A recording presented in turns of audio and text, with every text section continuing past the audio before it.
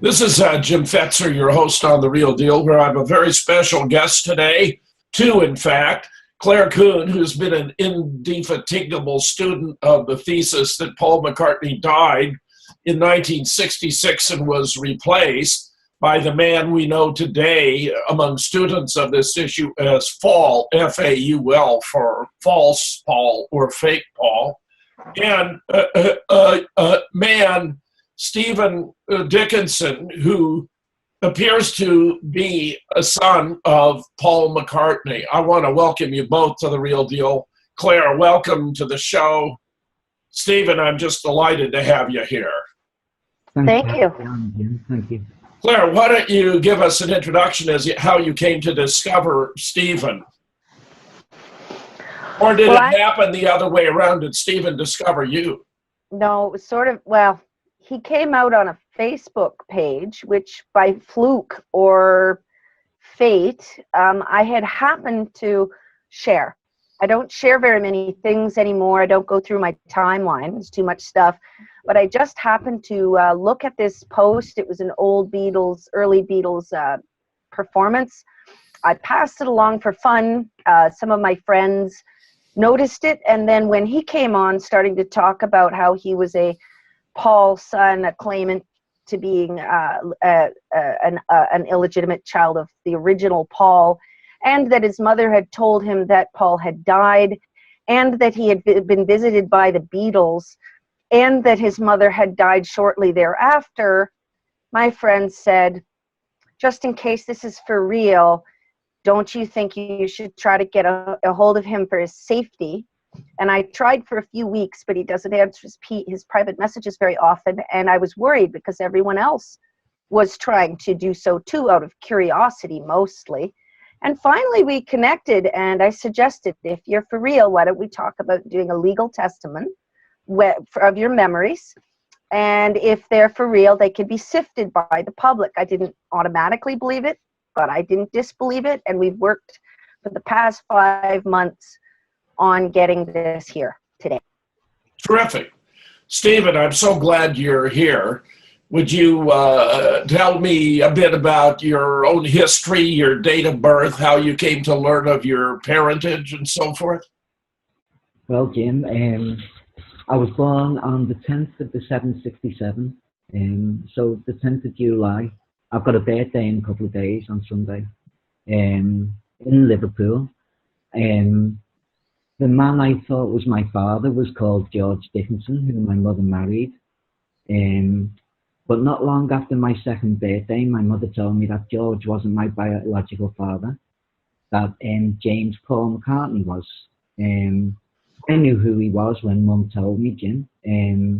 Obviously, I'd heard of him. We had his music, and I didn't believe her straight away. And I said, "Oh, don't be stupid, Mum." And she got a bit upset with me and went, James Paul was your father, and it's important that you know who your biological father was, Stephen. We spoke about how they met. My mother ran a typing pool opposite Brian Epstein's office in Liverpool town centre, Jim. She worked in a typing pool in Brian Epstein's office in Liverpool. She worked at a typing pool opposite his office. Opposite his office. Yeah, and she ran the typing pool. She was a bit older, and she ran the girls in the typing pool. She administered, the typing pool. She supervised the typing pool.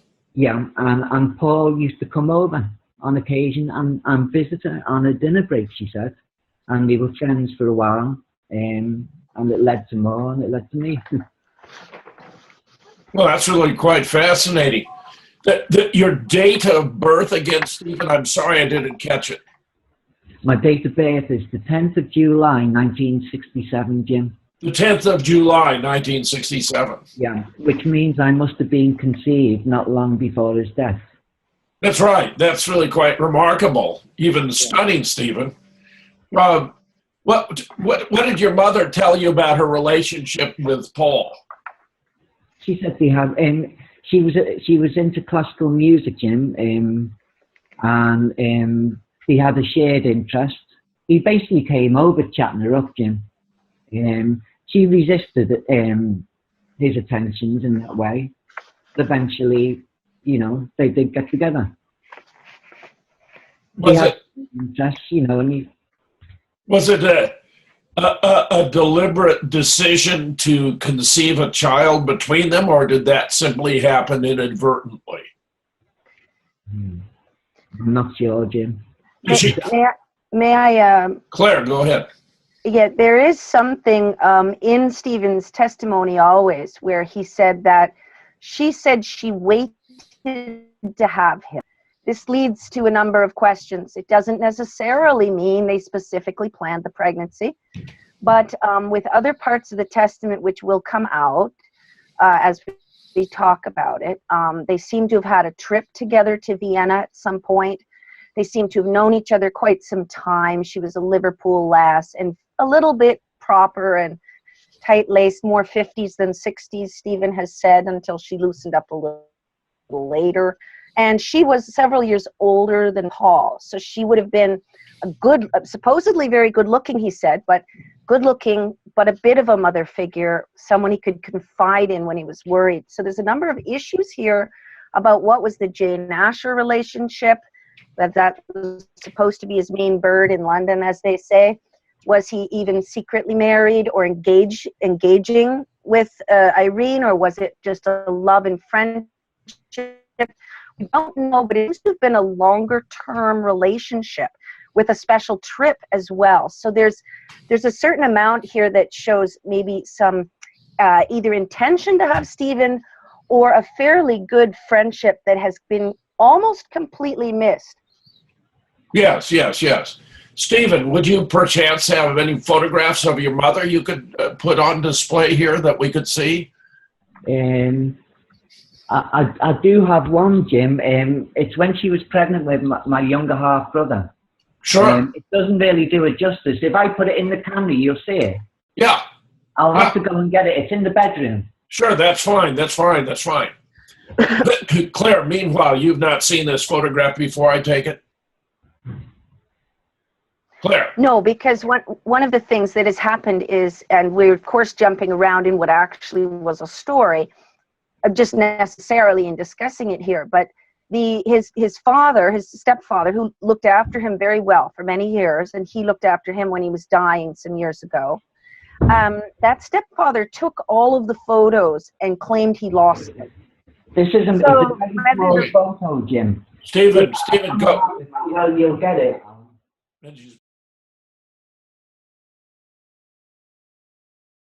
Is she with George there then, Stephen? Yes. Jim, yeah. And she's pregnant with my younger half brother, Alan. And she's pregnant with younger half brother, Alan. Yeah. Okay, very nice, Stephen. Thank you for that. Tell me, you were 7 years old when she first informed you that you were actually not the son of your stepfather, George, but of James Paul McCartney. That's right, Jim. How did she break the news? I mean, was Paul in the news? Was there a reason circumstantial that she brought it up? No, from what I can remember, Jim, we were discussing George, and she just came out and told me. We were having a conversation where we were talking about George, and I was saying something. Well, you know, Dad's this or that, and she stopped me mid-sentence and said, "Stephen, George isn't your father." And that's how she broke it to me. I thought it was incredible when she told me, but you know when someone's lying or not. And, you know, my mother wasn't the type to mess about. She was quite Yes, of course. Person, Jim. She was a serious person, and I knew she was telling me the truth. Yes. I'd like to go about proving this, Jim. Yeah, tell us whatever. What have you made an effort to confirm what she told you, which you believe sincerely for good reason? Yes, I have. My father was, it seems, was a bit of a womanizer, Jim. George was a bit of a womanizer. James Paul was. Oh yeah, of course. Yeah, and he had children everywhere. Now, if I can prove that, say Bettina, is it Claire? Yes, there are several illegitimate children claimants. Only one has gone to court, and she gave up her court case. Liverpool, there's one possibly in Seattle, and there's one going by the name of Michelle McCartney, for whom the song Michelle may have been written when she was a baby. So we do know of several children. It would have to be, of course, paternal DNA. So it would have to be them or their sons, or Stephen and paternal, even if it's not Paul's own family directly, could be a fatherly line down through boys. It would have to be boy to boy, if it were. You're talking about a young woman in Germany who made the claim and had the test. Tina Hubers had the test in court. Her mother was actually, she actually won a court case in Germany back in the 60s. That was more protocol. We don't know if it was really the kid. And they fought again in the 80s, and then she fought again, I think, in the early 90s or something, and it got stopped. And my guess is that somebody told her, lay off this, and she was paid off or something. We don't know. But those people could be tested against Stephen, probably with less resistance maybe than the brother of Paul, who got really friendly with the replacement. Or the various offspring might be compared with one another. Is that one of your suggestions? Yes, that's right, Jim. Yes, it wouldn't likely be another sailor or something, and it wouldn't prove the replacement, but it would show that Stephen's testament in the other factors might have more likelihood that the Beatles might have come and visit, or his mother might have told him he died. Those things begin to be even more credible. If I can prove, Jim, that I'm Bettina's brother, Philip Howard's brother, or Michelle Lavalier McCartney's brother, then that would be a long shot, wouldn't it? They're all saying it would be extraordinary. It would be extraordinary if you shared DNA with them, and would not be related by virtue of having, in this instance, the same father. Yeah. So that's what I'm out to do, Jim. And the steps I've taken, Philip's hard to contact. There's no contact details for Philip, and I've searched, and I've asked on the Facebook group. Same with Michelle. They seem to have been in the public eye a little bit at the turn of the around 2000, but they don't have any public persona now. Bettina does, and I contacted her and tried to friend her on Facebook. She has mutual friends in the group, but she won't befriend me, Jim. I've told her that I believe I'm a half brother, but I've had no response at all. I think there's a simple explanation for that, Stephen. There's fear and there's concern to connect with you. So we're hoping partly that this broadcast and the credibility, and maybe even the incredibility, the shock of it, might throw some ripples through insiders and the semi-outsiders like Bettina, who know things and who just might behind the scenes do something. But there is high risk for them if they talk to anyone while they're doing that before they do it. That's the problem. That's what part of our message is. Don't come out formally, just somehow let us know. What is your thought about the risk factor, Claire? Do you mean actually being taken out? Absolutely. I have no doubt that people, there have been several people who are very linked to this case who seem to have died very premature deaths related to this case. And then there are others who probably had a mix of reasons, but where this would be one of the reasons they probably died. So it's not just that, it's not as though the Beatles did this themselves. It's not as though they thought this up themselves. It's not, it's not like a little tiny thing and a mini conspiracy of a family only. It has the feel of that, but it's really a state secret. And that's what a lot of people don't realize. And because it's a state secret, even though the replacement might have his good sides in certain ways, he also is linked to a lot of bad sides that we're going to get into. And I have no doubt that these people just don't want this out, or wouldn't want, for fear, or also for just looking bad, sticking out like a sore thumb. I mean, you know, there's a combination. Well, it looks as though it's already well known within the research community that Paul had several offspring out of wedlock.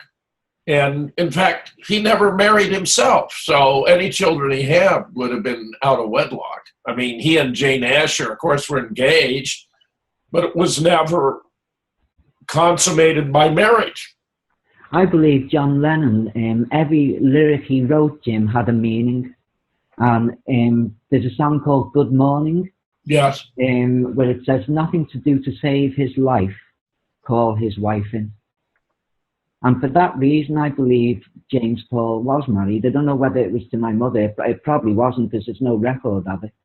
But because for that reason only, I believe there's a good chance he was married. You believe that James Paul actually did marry? Well, from that line, it suggests that he did, doesn't it, Jim? I know it's only a line in a song, but I believe John conveyed lots of things in the lyrics. You know, his lyrics had meaning, didn't he? See, that's another thing. Sir Paul, he claims to be the driving creative force behind the later Beatles, Jim, and he isn't. You know. You mean John? John is, yeah. John made that claim, but actually it was Paul who was the more creative. And, you know, something that astonishes... He said he was the best PR man, Jim.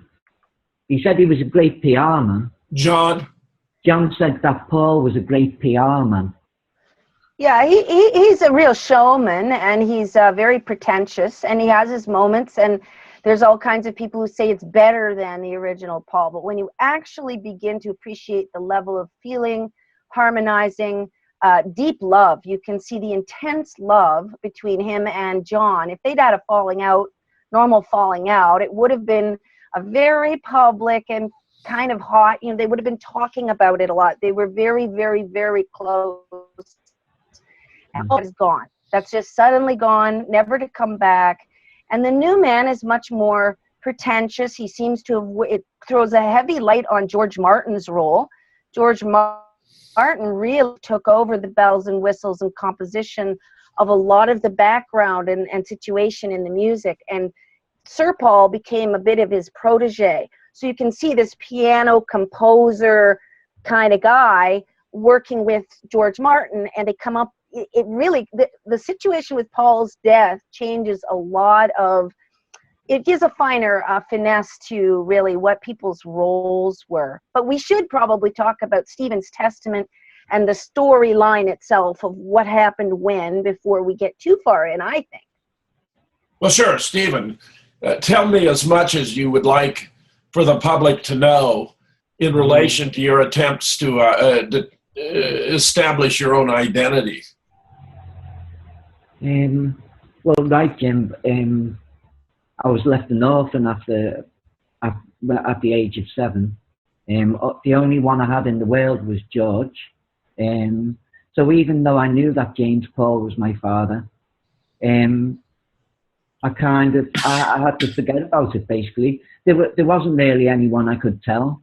So I was stuck in the position where I just had to get on with things, you know, and make the best of things the way they were. I wasn't happy at having this man steal my father's persona, my father's identity. I wasn't happy, and he knew I wasn't happy. I met John, George, Ringo, him, and his mother, Jim. They came round to my home in Anfield when I was a boy, and I met them. How old were you at the time? I was 7 years old. It was about a month. I mean, this before. was all happening in about the same proximity. Was this? Yeah. That's right. This was before your mother's death. Yeah, just before, Jim. It was only a few weeks, about a month and a half after their visit that Mum died. What was her cause of death, Stephen? I was always told it was lung cancer, Jim, but Claire's done some research and got Mum's death certificate, and it's listed as colon cancer. Really? I remember her cooking and cleaning and doing everything that a housewife does. I came home from school one day and I was told she was in hospital. I came home from school about 2-3 weeks later and I was told she was dead, Jim. What was her age at her death? 42. 42. Yeah. So she had you when she was about 35 or 34. 34. You actually have an autopsy report, Claire, or a certificate of death of some kind?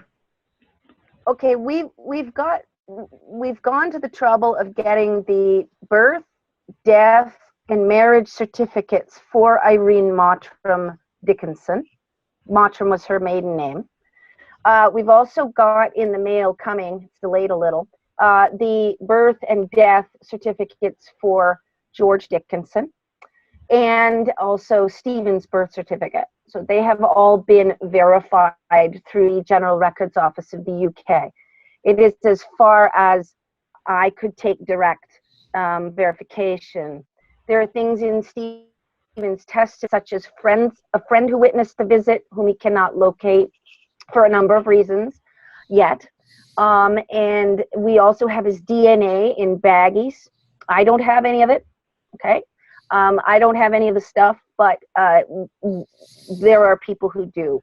So I advised him to take hair samples with roots, because that's the best DNA test.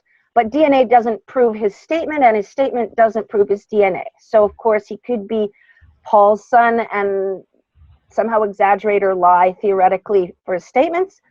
And then he could be not Paul's son, but having had a Beatles visit because the Beatles, for some reason, needed to visit the mother, been the lover, but he wasn't actually the son. So you could have either one match or not match. But if one reads the testament carefully and the completeness of the story itself, the tidbits are there enough to know that it's, I think, highly likely that the events occurred. So his mother did end up dead within weeks of the Beatles visit. And that was something that made him shocked as a kid. And I'm just going to look for that actual death certificate so I can read out to you what it says. Well, maybe you should scan and send me copies of these documents if it's all right with Stephen for us to include them in the show. I'd just like to take this opportunity, Jim, to say that I'm 100% certain that I'm James Paul's son. Yes. Yes. I believe my mother 100% about this. Now, Claire has several times referred to your testament. This is a written statement you've made under oath? Yeah, and I had it witnessed and signed and everything done correctly. How long is the statement? It's 12 pages, isn't it? 12 pages of A4, Jim. Do you have it available there? Claire, yes. I think Claire. Would you like to read your testament, Stephen? Well, Claire can read it out. If you've got it there, Claire, read it out. Okay, well, those things will be in the slides. But Jim, I'd just like to. I'm supposed to have a half brother in America, at least one. That's right, isn't it, Claire? Yes, I can tell the story of how I found out about that if you like. I'd like to make an appeal to him, Jim. I'd like to make. What is his name? What's his name, Claire? We don't actually know.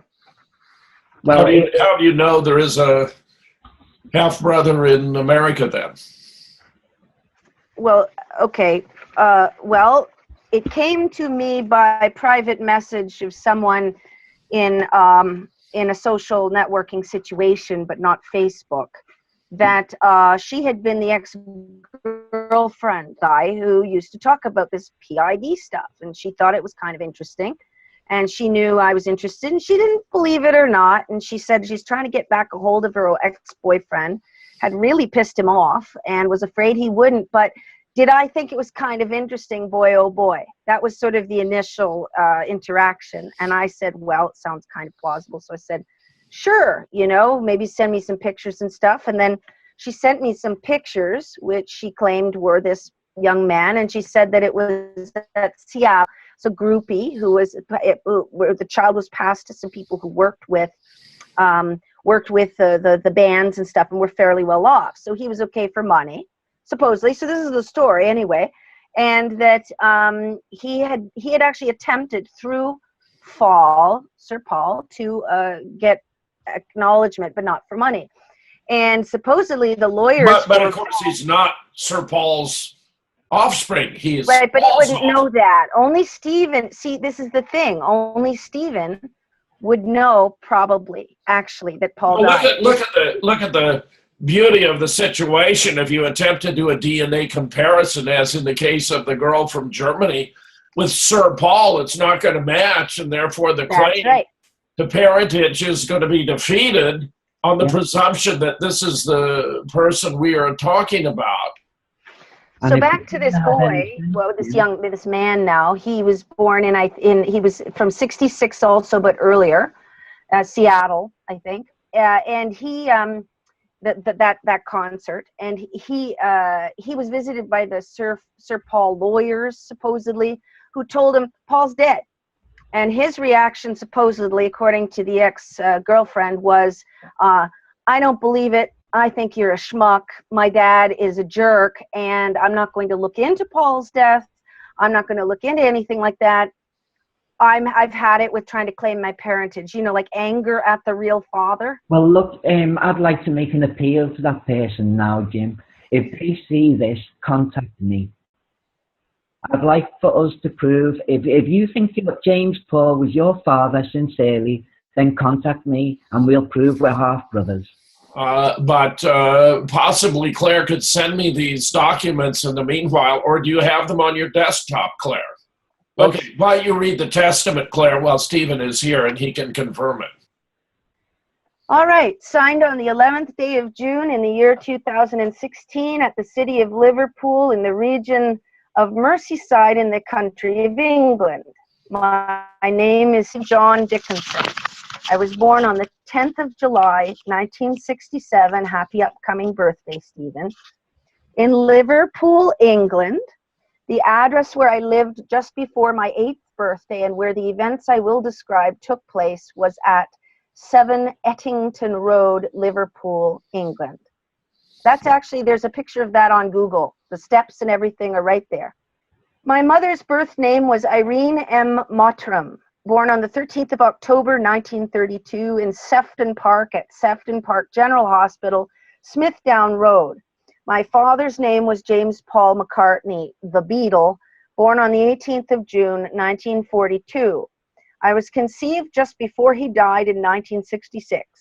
After my father's death, my mother met a man named George John Dickinson and married him. She didn't tell me who my biological father was until just after my 7th birthday. For a long time, I thought it was when I was 6. I gauged it by her death, the year of which I didn't know until recently. It was the birthday before she died, his birthday before she died.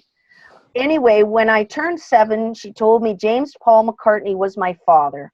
I remember George Dickinson had originally found my mother wandering around the streets of Liverpool alone and upset, like she was in a state of shock from some terrible experience. I believe this was in late 1966 when she was pregnant with me. He took care of her and became close to her, and they soon married, even though he knew he was not the father of her child. They later had another boy, Alan Dickinson, who is my half-brother. George was very good to me in many ways, and years later I quit my business and nursed him when he was dying of lung cancer in Liverpool, England. Even at a young age, when I was only 7 years old, coming from Liverpool, I knew who James Paul McCartney was. I was surprised by what my mother had told me and at first thought she was joking with me. After a short exchange of words which started with me expressing my disbelief and ended with my mother stating in no uncertain terms that J. Paul was my father, and it was important that I knew it, I asked her how she knew him and how they had met. My mother told me she had worked in and managed a typing pool, maybe as an executive secretary, opposite Brian Epstein's office. The testament here says in the NEMS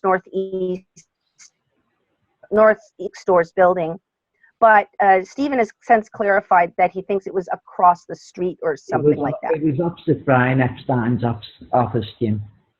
I believe that was in Whitechapel, Liverpool, above the NEMS. The NEMS office was, yes. Yeah, yeah.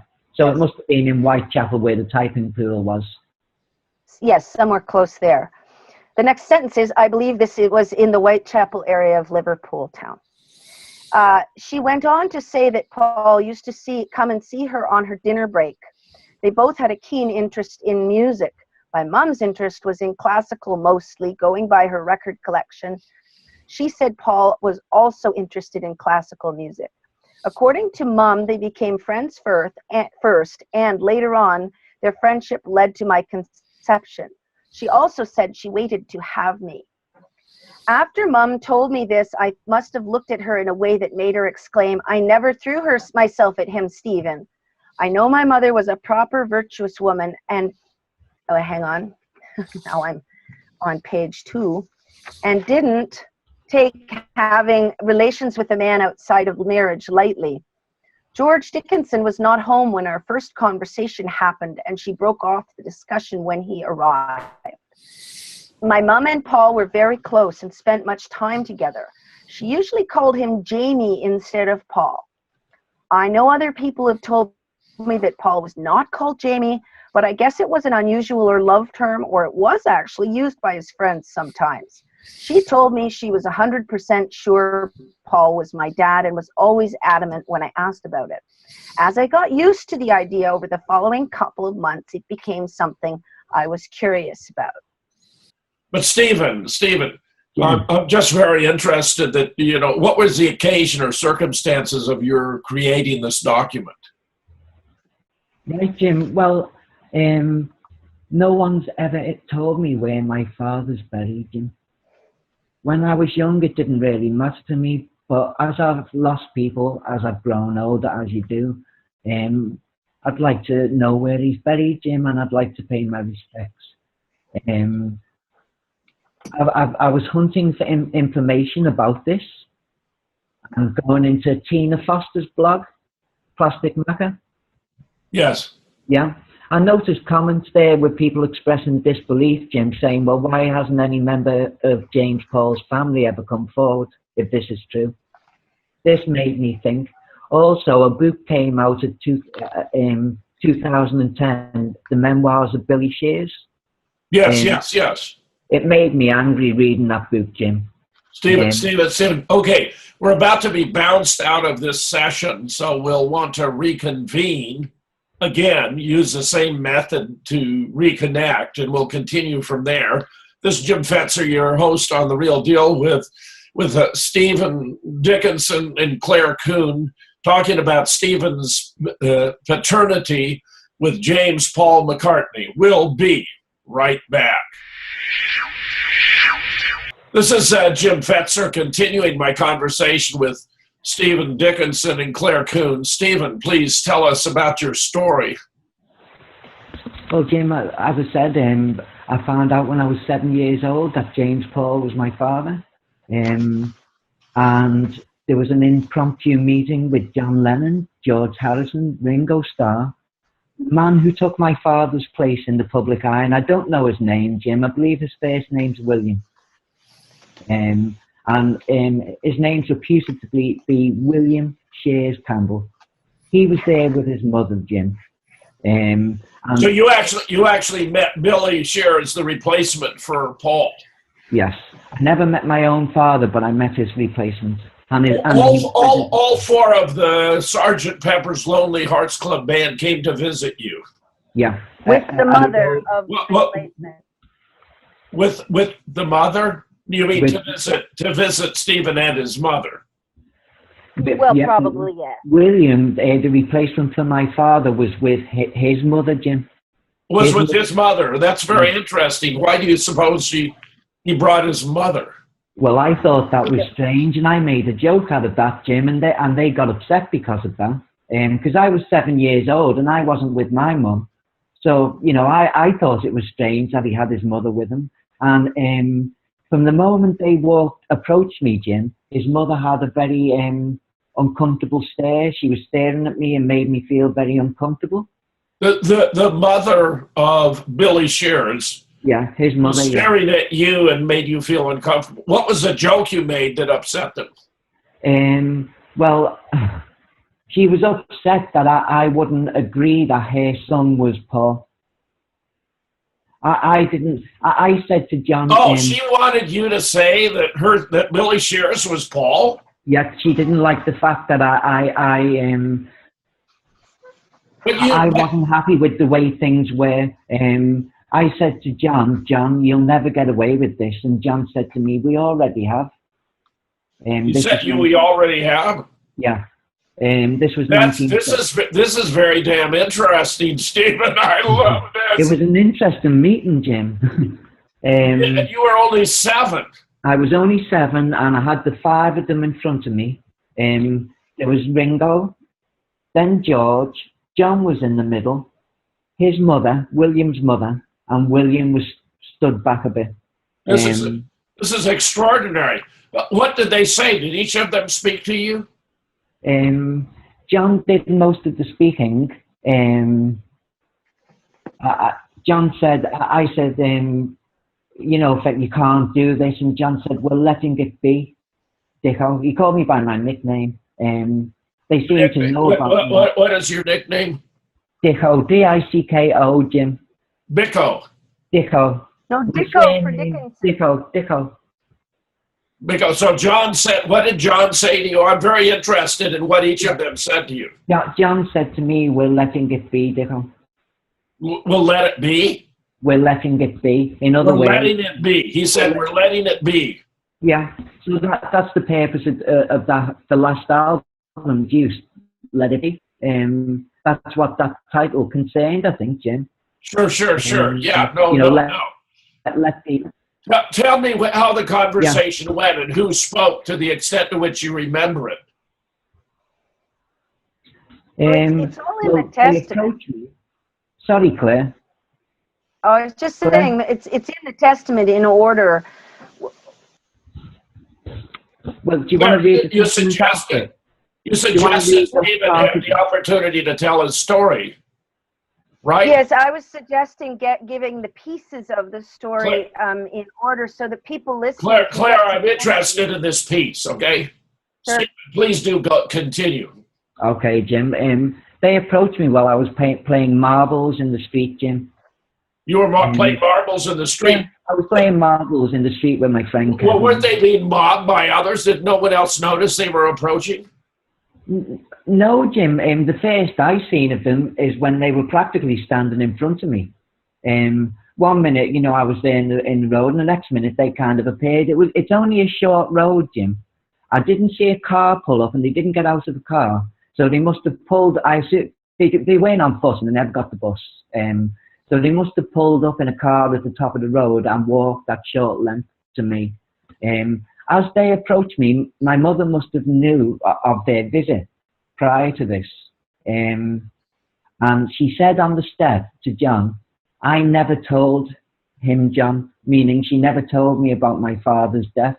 She told me who my father was, Jim, but believe it or not, as a 7-year-old, I figured out that he died. What do you think had signaled that he was dead to you? Well, I can't remember, but I think I might have heard a radio show, and I remember playing Strawberry Fields on the Blue album, so 33 revs per minute, and I remember at the end of the album, Jim, turning it to 45 and turning the volume up. So if you listen to the very end of Strawberry Fields on a vinyl album and switch it from 33 to 45, that puts the ending in real time. So whatever jiggery pokery he did in the studio to achieve that, I don't know. But that's how you decode that. So when you switch it from 33 to 45, you hear John saying in real time in his real voice, I buried Paul. So they approached you not knowing that Paul was dead. It would appear in an effort for you to accept Paul as though he were Paul, and yet you knew he wasn't. Yeah, I knew, and this was causing a problem for them, Jim, because I was talking to my friends about it. So Mum must have been in contact with them or someone who represented them and said, look, he's found out and he's speaking about it. Fascinating.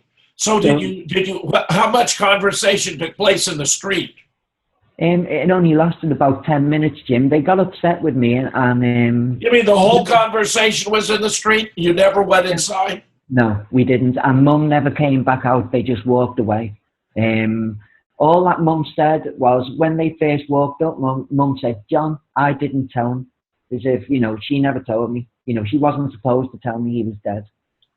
What did John say? I mean, did he try to introduce you to your father?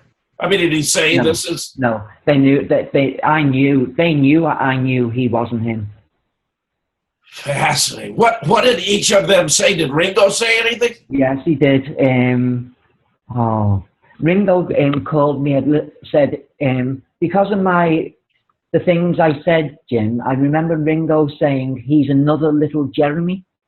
Another little Jeremy? Another little Jeremy, Ringo said. So this would be another offspring of Paul? I assume so, Jim. I've always wanted to know who the original one was. What could have misheard another little Jamie. No, another little Jeremy, like that. It could have been that as well. It wasn't, though. He said Jeremy, Claire, not Jamie. Stephen, what did Richard say? I remember mainly talking with John. Richard never really asked me a question or spoke to me. He mainly made comments to the other. While we were talking, he made comments to the others. Yes, go ahead. William never spoke at all. William never spoke at all? No, he never said a word, Jim. Did his mother say anything? No, she didn't, but she got upset with me and physically attacked me, Jim. She did? Yes. Yeah. She perceived you as a threat. Yeah. That you might expose the deception. I was making it clear. That's why she was giving you this look. Yeah. She perceived me as a threat, Jim, and I was making it clear to them that I wasn't happy about the situation. So John was doing most of the talking. What was John saying? Richard was commenting to the others about what was going on, but not directly to you. His mother and Fall weren't saying a word. I mean, how did you know it was Billy Shears? Well, he was in the persona of my father, Jim. You know what I mean? He was obviously there trying to be my father, look like him. Yeah. And I realized that this was the man who replaced my father in the public eye. I can tell the difference between the two of them. Well, sure, there are quite a few. Have you ever seen the Italian forensic scientist comparison of their heads and skulls and their teeth and their palate?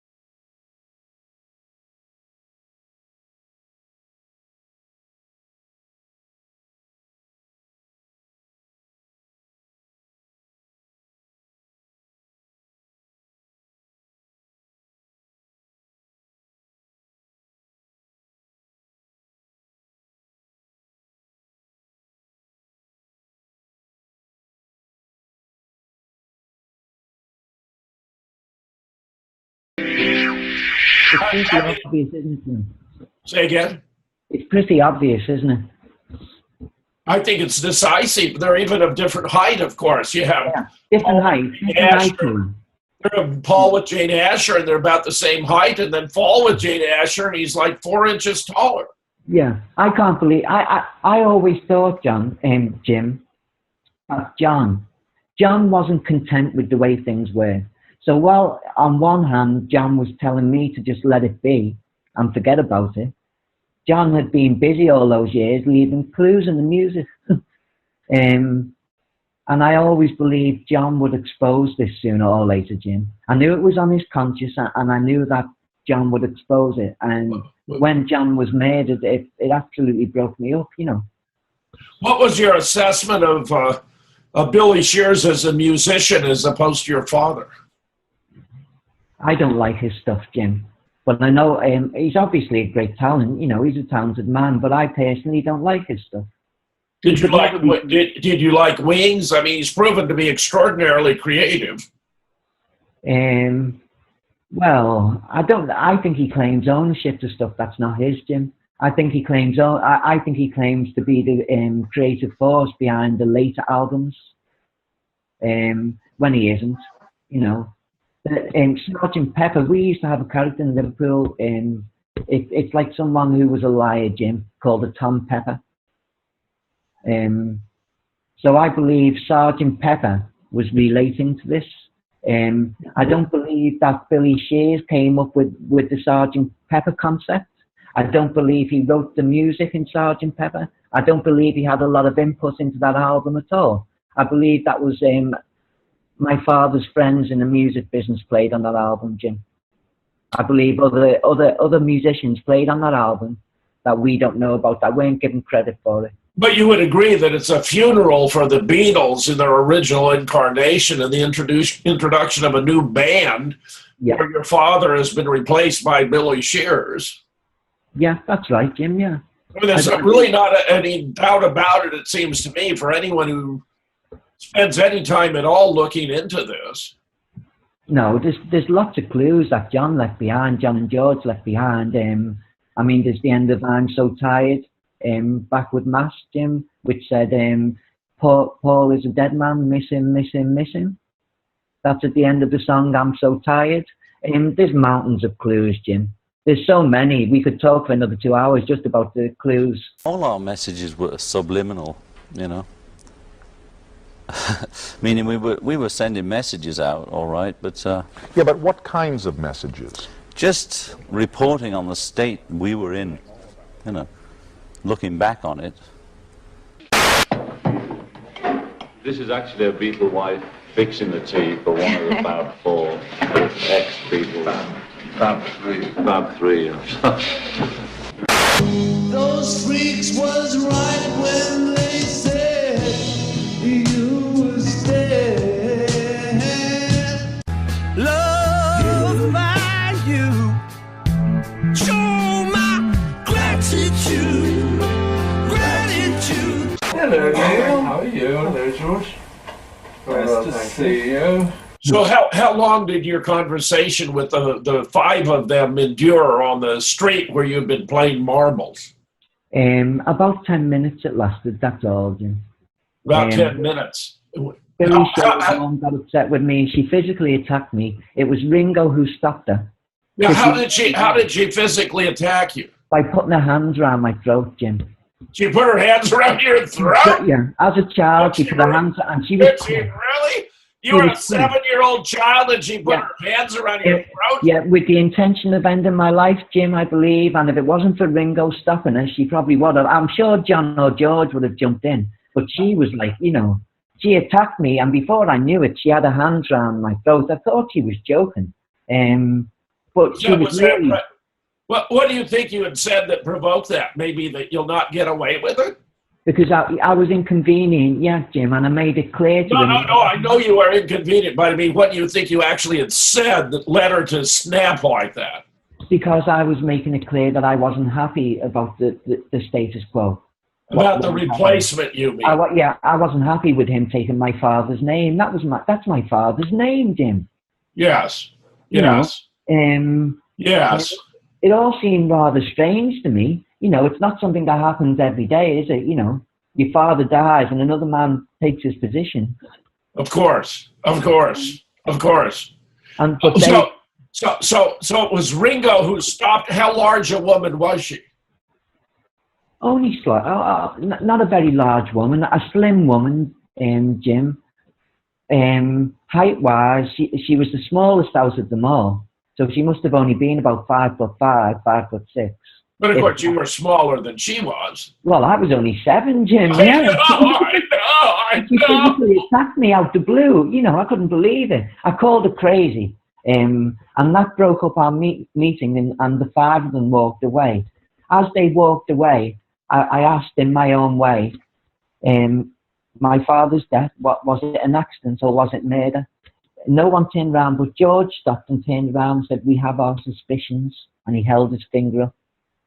You know, they've had enough of me, Jim. There'd been a lot of trouble, but I asked that because I was determined to ask. George, yeah, I said Richard, but of course I meant George. George Paul. But George turned around as they were walking away, turned and said, "We have our suspicions," and held his finger up. Now, George said, "We have our suspicions." Yeah. When I asked, was Paul's death an accident or murder, he turned round, George Harrison, and said, "We have our suspicions."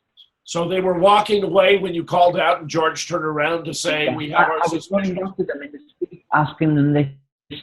I was running after them in the street, asking them this. I didn't phrase it in that manner, but that's what the question I asked. Was it murder? Yeah.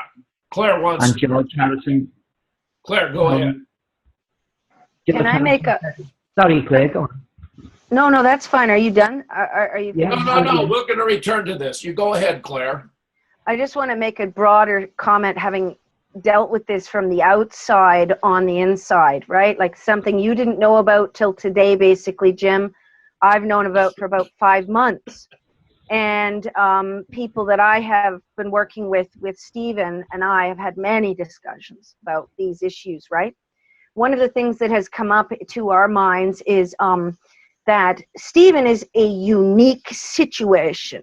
If he is Paul's son, or even technically speaking, just his mother seriously believed that he was Paul's son, even in that case, and had such a Beatles visit, he would be the only kid of Paul, or likely kid of Paul, who actually knew that Paul died early on, probably. He also is a resident of Liverpool and stayed there, so he's a local boy. He also met them, which I don't think most of those kids did. I don't think most of them knew them. He also was told thereby from George Harrison by saying that they had suspicions that Paul was dead. So he's heard it in effect from the Beatles himself, and that it may have been murdered. That he had been murdered, right. I'm talking about the people that come to this case. Those are multiple factors which show that if Stephen is correct about his statements, there's a number of things that suddenly are proved. So the death, the murder, and also the fact the Beatles knew of a possible murder. Well, look, the forensic scientists in Italy already established we're talking about 2 different people. Only to you, because they're not accepted. So I'm just saying, if you didn't know about the forensic scientists. I'm talking about objective evidence, for crying out loud. It's been nearly 50 years, Jim. It's about time my father had peace and was recognised for what he did in the world. Billy Shear's great what he's done, but I'd like the 2 of them to be defined as different people now. Yeah, I'm very, very impressed by all of this, Stephen. It's all very, very convincing to me. I think this exchange with them is utterly fascinating, right down to Billy Shear's mother trying to take you out because she perceived you as such a threat. This is utterly fascinating. Broad daylight, Jim. In a road in Liverpool with houses on either side in broad daylight. You know. Yeah. The child. Yeah. You know? Purely study. Yeah. There is a problem with the day ever. They're not known to have been together at that point in 1975. So establishing the actual visit, just so you know, Jim, yes. It would have been March, late February, March, right in there, very early April, right in there, that all 4 of them being together and in England. Now, John had not yet gotten his green card. That means they were in England. If they were in England, and I believe Stephen, then they were in England for a secret event. John was already there, probably through using an intelligence or private plane, because he did not have his green card yet. Well, the secret event. The secret event was meeting Stephen.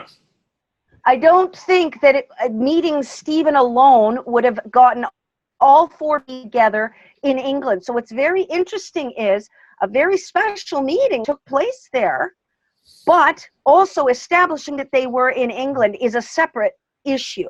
I'm speaking for the audience. The audience will doubt people taking Stephen at his word. So I'm talking about what the situation is so that the audience that has doubts knows that we are aware of all those things that have not formally gotten corroboration yet.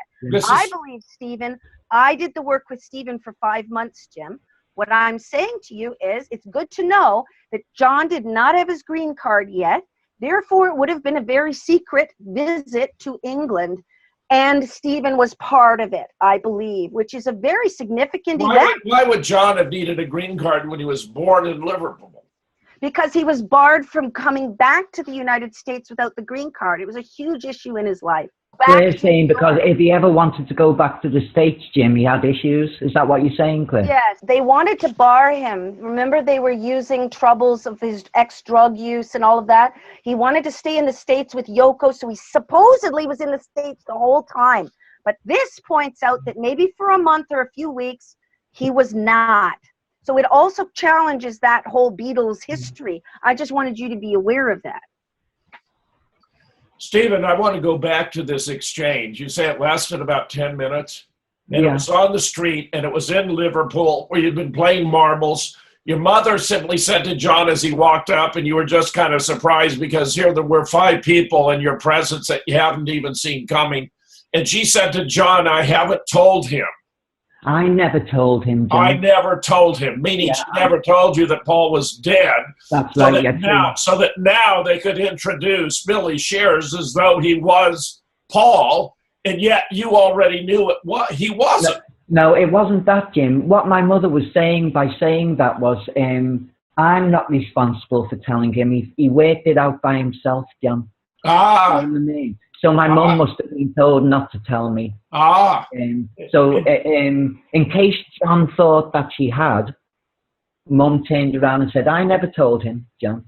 Now, so George, when he responded to your question by saying we have our suspicions, what finger did he hold up? Was it the index finger? Yeah, index finger. They had their backs faced to me walking away, and I followed them behind, asking them. George stopped, turned around and held his finger up like that, as if to stop me from speaking, and said, we have our suspicions. Oh, meaning quiet. Yeah, don't talk. No, he didn't do that, Jim, but he kind of... Right, but I mean, that was the significance. The significance of the finger was the equivalent of saying, don't talk. Yeah, we've had enough of you. How were they dressed? How were each of them dressed? Do you recall? I remember John having, a sheepskin waistcoat. Yeah. I remember Richie having a suit on. I remember Billy Shears having a suit on with a crew neck T-shirt underneath, Jim. Okay. I remember George having a maroon, not suede, like a textured, like a suede, not suede, a maroon. Velvet, maybe. Velvet, Jim, that's it, velvet. Yeah. George had a velvet, long coat on. Billy Shears' mother, she was dressed, she looked like a bit 50s, quite old-fashioned in a way. Yes. She came across as being very stern, a very stern person who could, How was Ringo dressed? Ringo had a suit on. I remember it being a pinstripe suit, Jim, a dark suit, and I think he had a shirt on. I think I've seen photos of each of them wearing the clothing you're describing, with the exception of Billy Shears and his mother, of course. Yeah. Wow, this must have been the most stunning event of your entire life. Well, I was stunned, Jim, because 1 minute I'm just an ordinary boy, and I think, well, George is my father, George is a plasterer, and that's my identity. And then within the space of a few months, my whole identity was turned on its head. All of a sudden, I find out I'm James Paul's son, and I actually meet them, These are my heroes too, Jim. There's no possible alternative explanation than that they came to see you because they knew that you were Paul's son. and they wanted to determine whether you would be willing to accept Billy Shears as your father or not. And of course, they discovered immediately. Yeah, they were there to sway me, Jim. Like you said, to try and stop me from talking about it. I was talking to my little friends about it, you see. I'd have happily gone on all over the city talking about it. But after John said that, I thought about it, and I sat down, and pretty much over the years, I've kept it to myself, Jim. After John said what specifically? We're letting it be, Dicko. When he said that to me, we're letting it be. Yeah, we're letting it be, Dicko, he said. Meaning the public's accepting Billy Shears. What year was this again? This was 75, Jim. 75? Yeah. So this is well after they'd succeeded with the replacement. I mean, there wasn't any question about it. This is nothing new. He'd been impersonating your father for 9 years. Yeah. Wow. I know. It's crazy, isn't it? You know, wow. Anyone who doubts this, don't doubt it. My father died in 1966. I'd like. Wow. Well, I find it rather striking that your mother dies so soon after this visit from the Beatles. Yeah. So I have the death certificate here. If you want, I can read it for you here. Well, show us what it looks like here first. Yes, here we go. Okay. Not the backside, yeah. Okay. But you got There's it. The top. Pull it back. Okay, wait a minute. We can read this. This is all handwritten. Yes, she was cremated. We don't know. He didn't get to attend the funeral. I thought it said in the. She was buried in the family plot, Jim. She's buried in the family plot. Yeah. Okay. With my grandfather. Can I read you the actual? Yeah, go ahead. Go ahead. Okay. Yeah. So the registration district was Liverpool, administrative area, Metropolitan Liverpool. The date and place of death, which we didn't actually know until I received this in the mail, okay, was the 19th of April, 1975, okay, at the Liverpool Royal Infirmary, Stephen. The Liverpool Royal Infirmary is where she actually died. I don't know if that's where she was admitted, but that's where she died. Her maiden name was Mottram. Her date and place of birth were 13th of October, 1932 in Liverpool. She was the wife of John Dickinson, who was a plastering contractor at 7 Eddington What year again was she born? 13th of October, 1932. 1932. She was about 9 years old. She was about 9 years, a little under 9 years older than Paul. Yes, yes. That's a greater age difference. He was a cute young 30-year-old when he was 23, 24, but she was more mature, okay? The surname and name of the informant on the death certificate is George John Dickinson, widower of the deceased. The usual address is 7 Eddington Road, as Stephen claims in his testament. The cause of death, they say 1A is carcinomatosis. I don't know if that is lungs. I don't know. And B is primary carcinoma colon. So there's 2 cancer regions, certified by HGEEMB. So HGEEMB, I don't know what medical bureau, I guess. It was the 21st of April, 1975, and it was the registrar was C.B. Edmund. So there is the death certificate for your mother. Thank you. Stephen, Thank you. Thank you. Yeah, tell me a little more. Anything else you'd like to add in the remaining 8.5 minutes we have? I'd just like to restate that any of my siblings who are watching this, get in touch with me. We need to do something about this. We need to actually provide more proof than we already had. And like you said, Jim, it would be an extraordinary coincidence if we were siblings. There would only be one way of explaining it, wouldn't there? Now, you're saying basically since the visit from the 5 of them that you basically not been talking about it, that you didn't talk with your chums or your playmates or whatever. You basically just kept it to yourself. It come up, I never came out and told even my closest friends that I was James Paul's son. But over the years, Jim, I have told people that he's dead. I have said this to my friends over the years, once or twice. Yeah, but wouldn't they find that just sort of odd coming out of the blue? Yeah. I mean, how would you know, you know? Well, yeah, I never got much of a response. You're lucky they didn't give you a bad response. They give me a bad response. Well, yeah. Stephen, it's interesting that it took 9 years after Paul's death for them to come around to visit. Did you ever find that strange? It must have been because you were talking about it. It must have been because you were talking about the word was getting out that they wanted to see what they could do about it. It was that much of a big secret, Jim. It has lots of implications. So like you said, it was to stop me talking about it. That's what caused the visit. Do we have any reliable basis for a DNA comparison with James Paul McCartney? What do you mean, Jim? Do we have any material from him? Yeah. Oh yeah. If you have a lock of my father's hair, could you come forward, please, so I can prove I'm his son?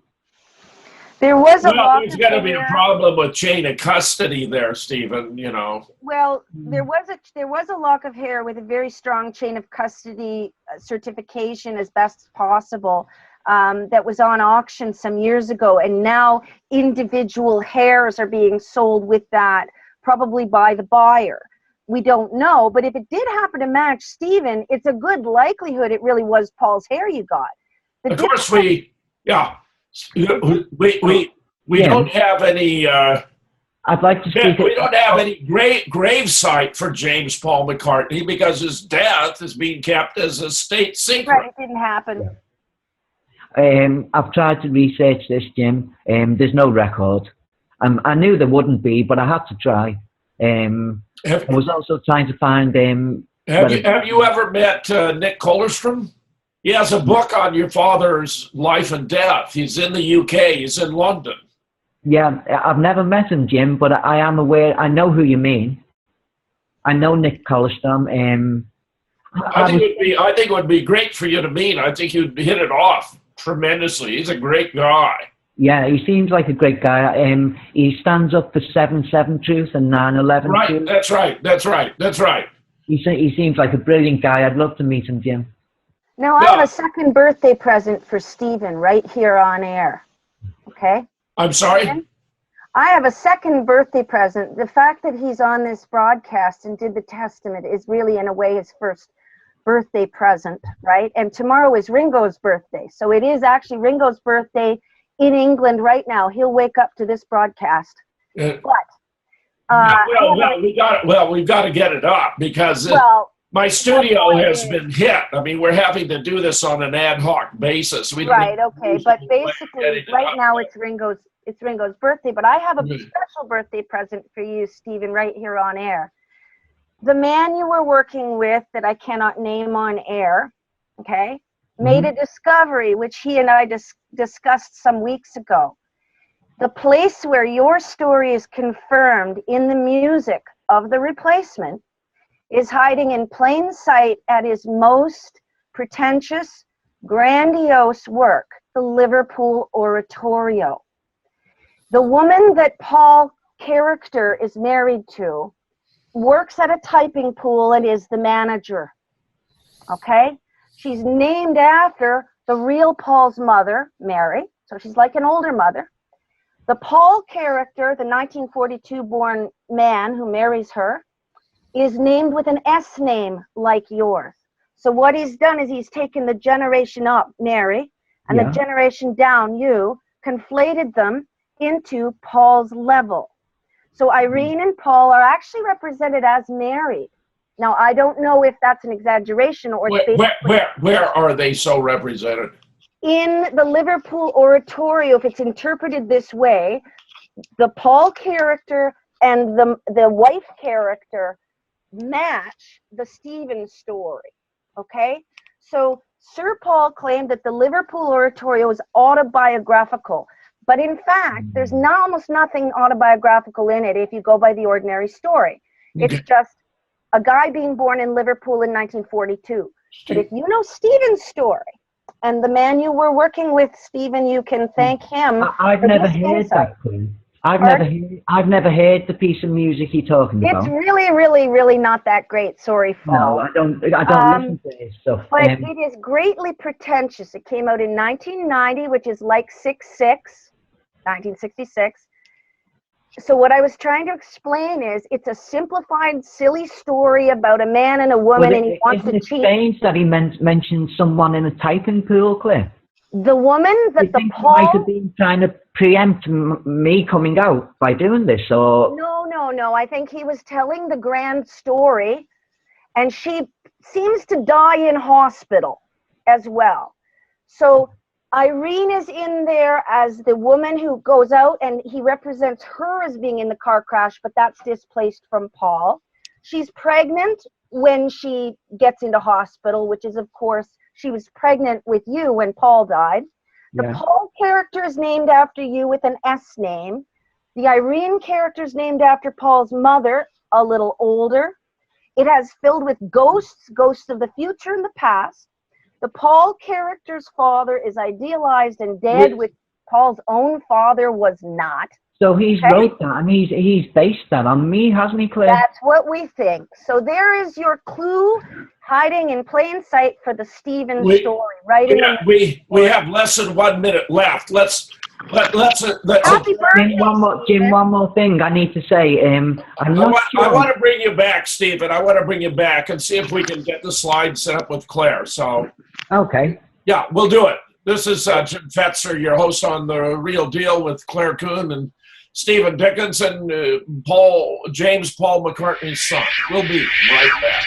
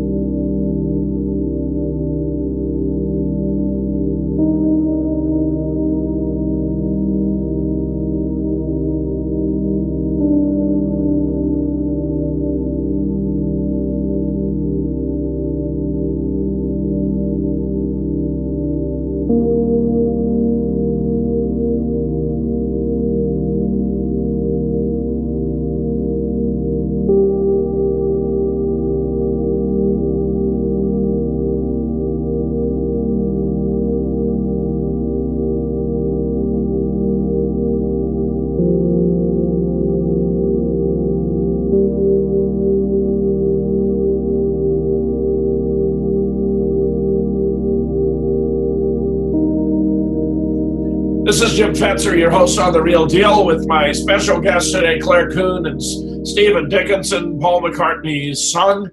And we're going to go through his affidavit testament as our way of concluding this interview today. Stephen, take it away. Hi, Jim. You can see the testament on screen now. It starts off with just my personal details of date of birth. Then it goes on to give my mother's date of birth. Claire actually read through this earlier on. It just states that, see, I'm blocked out here a bit as well, guys. Your screens are blocking some of this testament out for me to read. I remember asking George how he met my mother, how they originally met, thinking it would be at a party or something like that. But George said, I just met her wandering around, which I always thought was strange. Well, that's in Liverpool. She told me when I was 7 that my father was James Paul McCartney, the Beatle, who was born on the 18th of June, 1942. I was conceived just before his death in 1966. After his death, my mother met the man who raised me, George John Dickinson, and she married him. Until I was 7 years old, I believed that he was my father until she told me that James Paul was. It says here in the second paragraph, even at a young age, when I was only 7 years old, coming from Liverpool, I knew who James Paul McCartney was. I was surprised by what my mother had told me, as you would be, and expressed my disbelief. But the conversation ended with her stating in no uncertain terms that James Paul was my father, and it was important that I knew it, who my biological father was. And I asked Mum how she met my father. She told me that she worked managing the typing pool opposite Brian Epstein's office, and that Paul used to come over and visit in her dinner break and chat it up. They chat about stuff. So that's how they met. Mum had a keen interest in classical music, and this gave them something in common. Yeah, that's fine. You don't have to read every word because we've got it all. No, I'm not sure what to read out and what not to, and I can't see it all. You're doing fine. We're at the top of page 2. Go ahead. Okay. After my mother met Paul, he took her on a break. Now, Mum I remember my mother showing me a photograph, Jim. She was on a fancy balcony overlooking a river, and she told me this was in Austria. So Paul took my mother away with him to Austria. To Vienna. To Vienna, yeah. So it states this here. Also, I found out after that the Beatles were filming in Innsbruck. Yes. So, you know, that might have been the time when they were filming Help, I believe it was. So that might have been the time yes. The photograph I was shown was. As I say, I wasn't sure. I do believe that Paul was married. So I'm not sure what went on. I don't know whether it was to my mother or not. But I do have a suspicion that Paul was married. Also, my mother lived in Dewsbury Road, Jim. Dewsbury Road, which is mentioned. And there's something else I'd like to say as well. I believe that my mother and myself as a baby were in the film Magical Mystery Tour.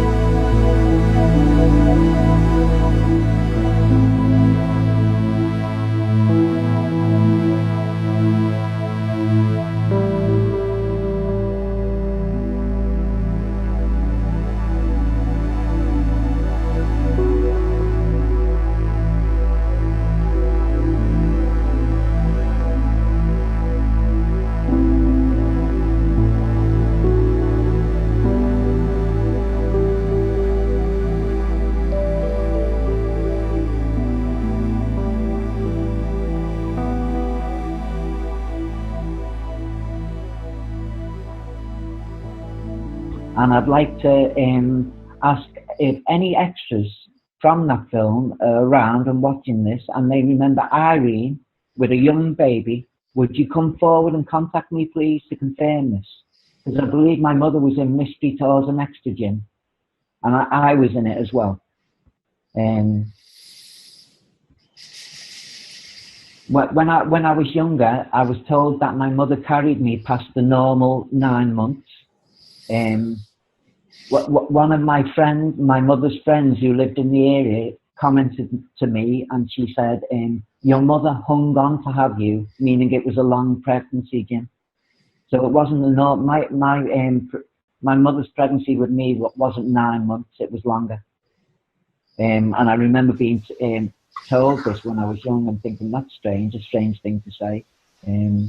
Actually, may I just add something here? This is something that's come up a lot on forums, as to whether he could even be legitimate because of a long pregnancy. I was a 10-month baby. There are a lot of women who were not induced in those days, and there's a whole little segment in here about how that might be possible. So either way, he still could be Paul's son. It doesn't. So yeah, look, I'm already convinced, Claire. But yes, you're talking. I'm letting the audience know, Jim, because I'm convinced. I got it, Claire. Got it. Got it. So that's what this section is about, Jim, basically. Yeah. Go forward, yes. Okay. And it's just stating the only photograph I have of Mum now is the one that I showed you on screen where she's pregnant with my younger brother. Yes. After learning that my real father, my biological father, died. You say George claimed he lost the photos of the family? That seems that seems most improbable. That would rather imply that he had destroyed them. That's right, Jim. Yeah, I mean, you know, I don't know what to make of George, Jim. You know, we spoke about this before he died. I had to bring it up, and I had to find out what he knew. His nickname for you was Dicko? That was just a general nickname when I was a child. That was my nickname, Jim, growing up, Dicko. It's like my surname with a no on the end. We do that in Liverpool. Okay. Okay. Oh, Dickinson, just Dicko shortened. I got it. Yeah, Dicko for sure. It's a nickname, Jim. A nickname.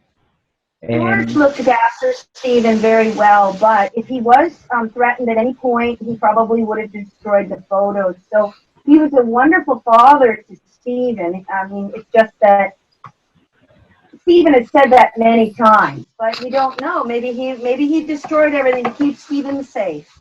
We don't know. Yeah, extremely interesting. Keep going. So, actually, you know, the meeting I spoke about earlier on with John, George, Richie, William and his mother, a friend of mine, Kevin, witnessed part of it, Jim, was there for part of it, and I'm trying to find him. I can't remember his second name. You mean Kevin witnessed when the Beatles came to visit you?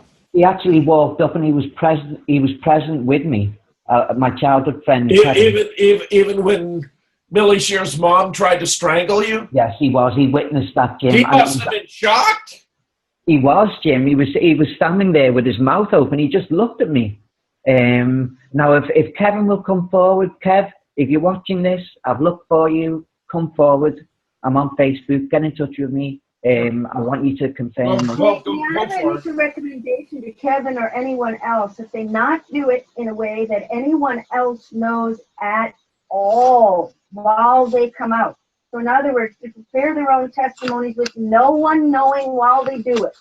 Don't even tell your friends you're about to do it, so that you can get it done, get it safe. Well, how are they supposed to make contact with Stephen, Claire?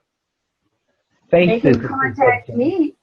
Or Claire, through Claire, or Facebook. You can catch me on Facebook. But I wouldn't say a word, and they shouldn't say a damn word to anybody. You have a Facebook page, Stephen? Not a dedicated one, Jim, but just a normal one, you know.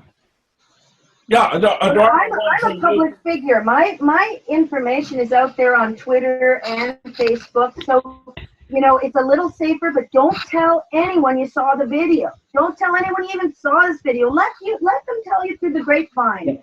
I'd also like to No. Thank you, Claire. I'd also like to ask Simon Kennedy or Gary Marshall, my old childhood friends, if you remember what happened back then, come forward and contact me, please. But especially Kevin. And as I said, if you think you're my half brother or my half sister, my half brother, come forward and contact me so we can actually confirm this. Keep scrolling, Stephen. Okay. It's just this part just saying how I figured out that Paul was dead. That my mum didn't actually tell me. I figured this out on myself. Then his mother confirmed it, though. She did tell him after he figured it out. And this is just going to the part where she says, "I never told him, John." Oh yeah, here you have the recounting of the encounter, right? It's a half truth. She didn't tell him to start with, but she did confirm it to him, so she told him. It's saying here, Jim, I believe that they signed the Official Secrets Act, so I believe that's partly why many people who know this don't speak. You mean the Beatles themselves have signed the Official Secrets Act? I believe so, Jim, yeah. I believe they have to sign the this is in the interest of the kingdom that this should be kept quiet. Yeah, to make sure that, if you speak about it, there'll be legal consequences. All right. So I believe they were under that kind of pressure as well, Jim. Yeah. Okay, let me say, we have 9 minutes left. Right. So you don't have to go through it all. I think what you're going through is very, very important. So I think this Official Secrets Act is extremely interesting. Yes. Yeah, that's only an assumption, Jim, but I'm pretty sure they must have signed that. I believe that explains why people don't talk about it who are close, such as Mick McCartney, who's my uncle. He must know of my existence, Jim. The family must know I exist. Yes. I'd like to be told where my father was buried, so I can pay my last respects. Yes. Keep scrolling. This part here, in 1975, when I was 7 going on 8 years old, I was by myself playing marbles in front of my house. I was approached outside my home by John Lennon, George Harrison, Richard Starkey, and the man who replaced my father in the public eye, and his mother. I was told it was his mother. They all came walking up as if they had got out of a car somewhere down the street. I remember John had a sheepskin waistcoat on. I remember George having long coats above the knees, but still long. Scroll. Right. Yeah, go ahead. It just describes what they were wearing. It describes when my mother came to the front door and said to John, "I never told him, John," and then just turned around and walked back in. Paul's replacement's mum was giving me a bad look, giving me the evil eye from the moment she walked up, Jim, before she heard me speak, Right. She made me feel uncomfortable. She gave me the evil eye, Jim. Right. You are a threat to her son's replacing Paul. And I wasn't saying what she wanted to hear. Yeah. So that was her way of dealing with it. It just describes what she was wearing. I'm going to put a public version of this out so anyone can read it, Jim.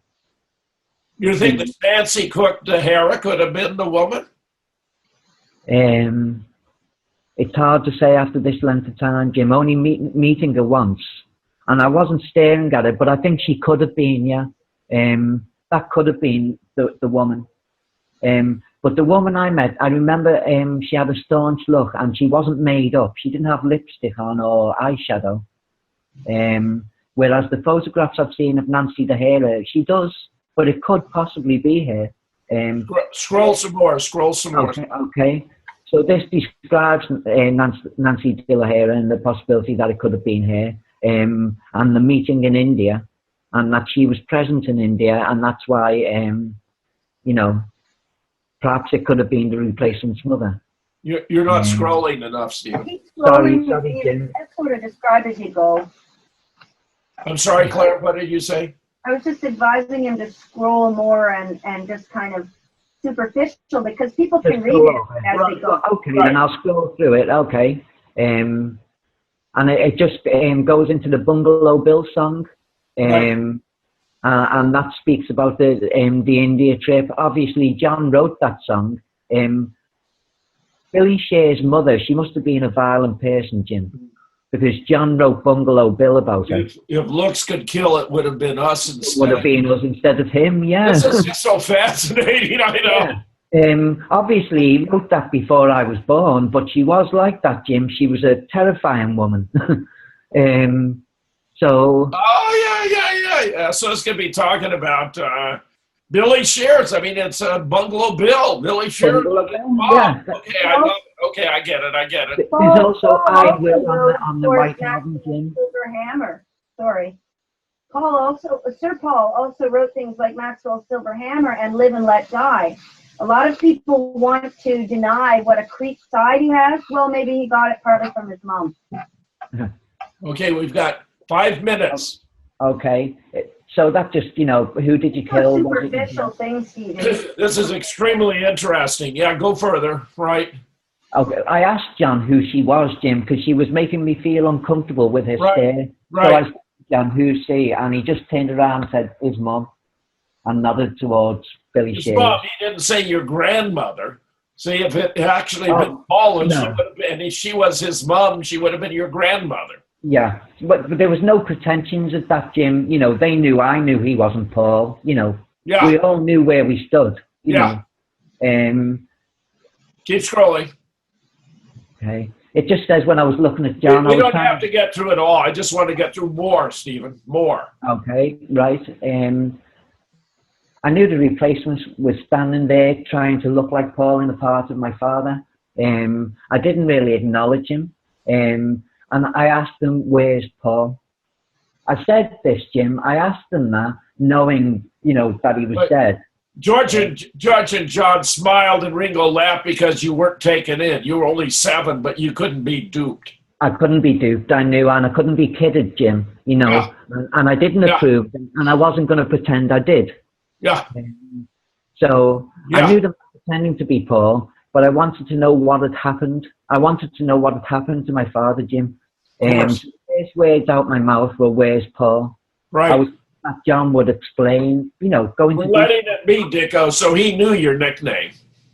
Yeah. Yes, that's something Stephen didn't realize. He'd never actually thought of it till I asked him, how did he know your nickname? Well, obviously there were conversations going on between the adults over the years. Yes. Yeah.